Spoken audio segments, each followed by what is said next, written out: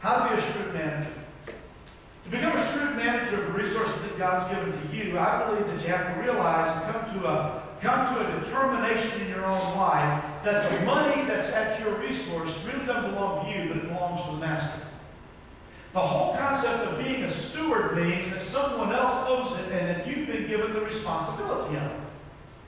This guy that was using his master's money and was giving away his master's debt was not doing it with his own funds. He was doing it with someone else's funds.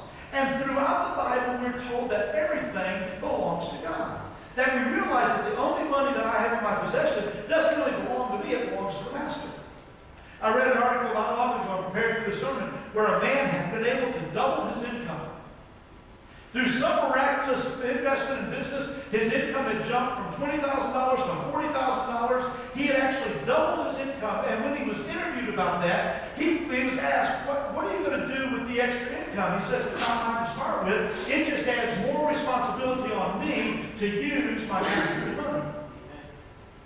In other words, what God's done is increased my responsibility. He's given me more, but now I have to take these resources and use them shrewdly. Folks, you are blessed because you live in the United States of America. You are blessed because your children, very few of your children, have ever gone to bed at night hungry. You live in a blessed country because you can drive an automobile and maybe 2 automobiles, and some of you have 3 and 4 and 5 automobiles. One for everybody in the family. I'm blessed, I think. Everyone in my family has an automobile, and I'm blessed until I get that insurance bill. And then I think, oh my gosh, when I get the tax bill, I'm beginning to wonder, is it really worth having 5 automobiles? But then I quickly convince myself, what would we do without them? We'd have to share. We'd have to be creative. That means my 2 daughters in school now will be riding bicycles. I started college with a 10-speed bicycle, 700 miles away from home. It was hard to get home on the weekends.